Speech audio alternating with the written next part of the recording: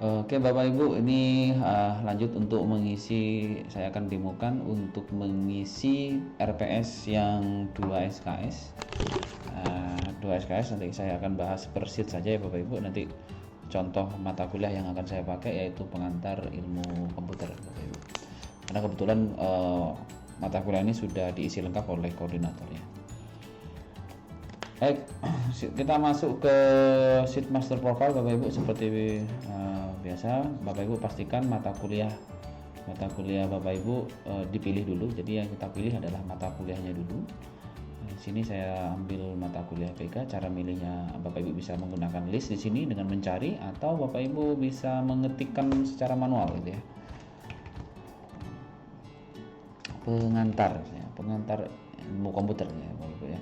Nah, dari nama mata kuliah ini nanti kode mata kuliah akan muncul, kemudian rumpun mata kuliah akan muncul, bobot SKS hingga semester yang dia gunakan akan muncul. Koordinator Bapak Ibu abaikan saja karena nanti ini saya akan isi secara sistem di belakang nantinya. Kemudian masuk ke tabel yang di bawahnya yaitu CPL, di mana CPL yang memang diwajib dibebankan kepada mata kuliah semester ini, semester berjalan.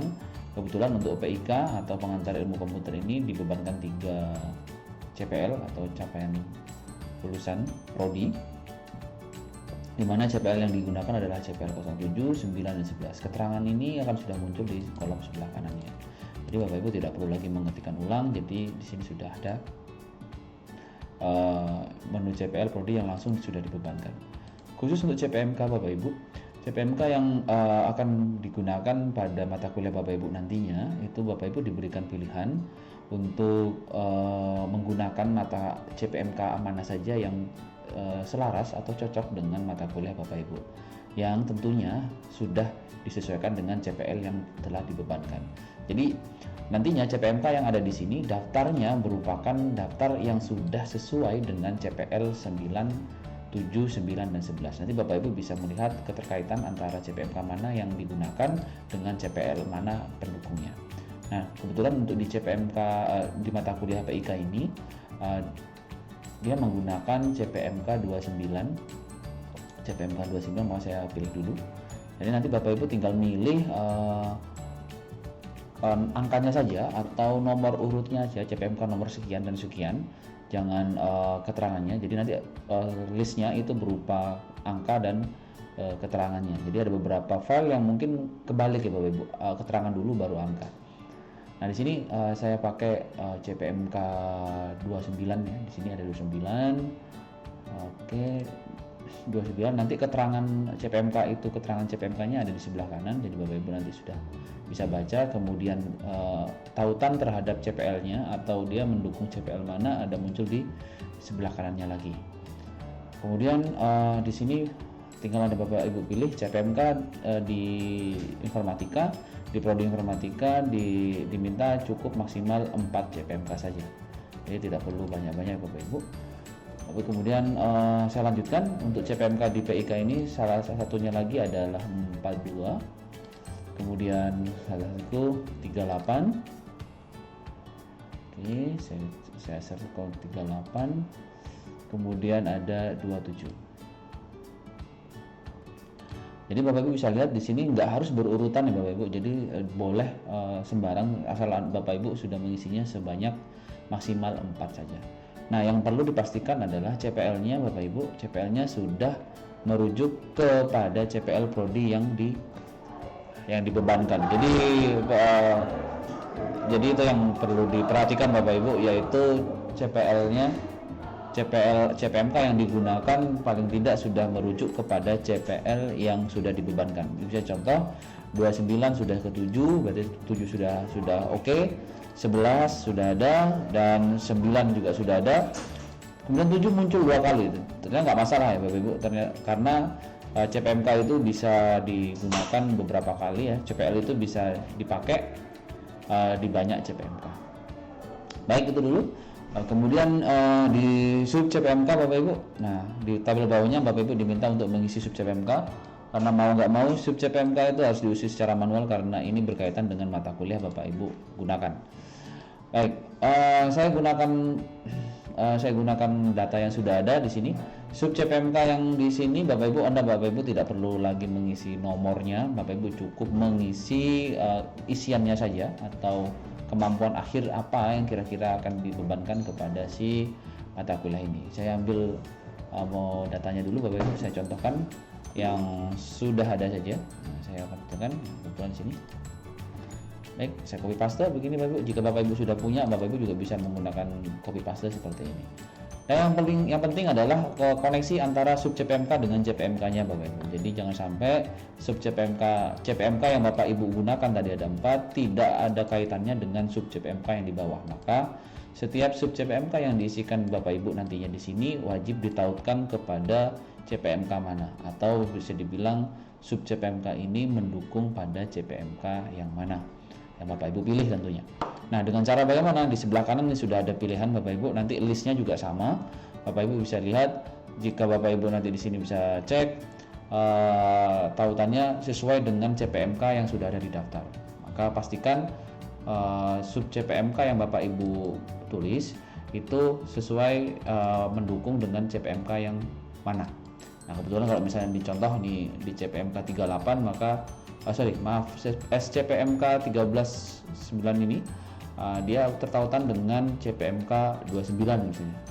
Maka nanti nomornya pun juga akan bertambah. Jika nanti Bapak Ibu menemukan kode angka SCPMK-nya kurang dari 8 angka, 7 angka ya,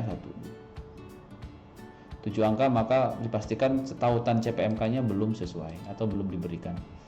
Nah, saya sesuaikan dulu dengan yang data yang sudah ada.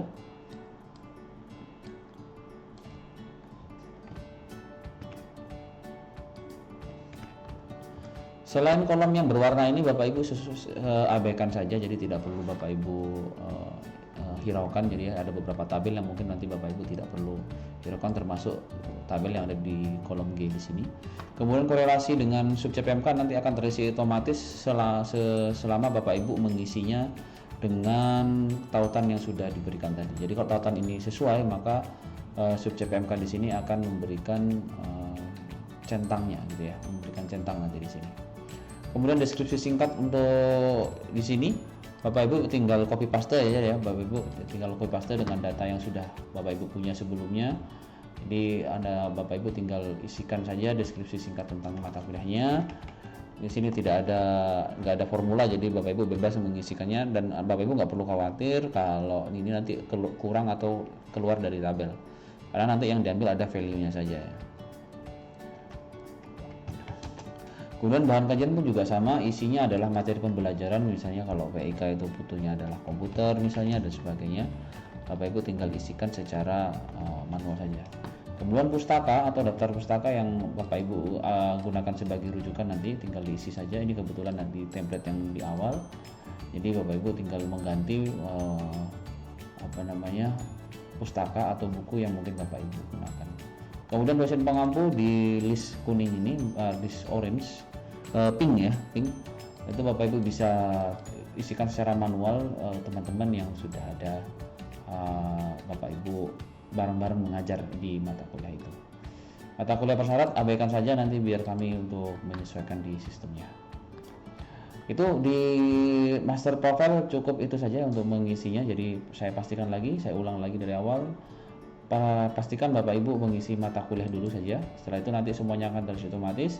Kemudian pilih CPMK sesuai dengan daftar yang sudah ada, sesuaikan dengan mata kuliah Bapak Ibu. Kemudian pastikan juga CPL-nya sudah terpenuhi semua di setiap CPMK. Jika CPMK-nya ada 3, paling tidak CPL tersebut sudah masuk kepada 4 CPMK yang Bapak Ibu pilih. Kemudian di kolom CPMK, sub CPMK, Bapak Ibu tinggal mengisi saja tahapan ya, kemampuan akhir yang diharapkan di mahasiswa.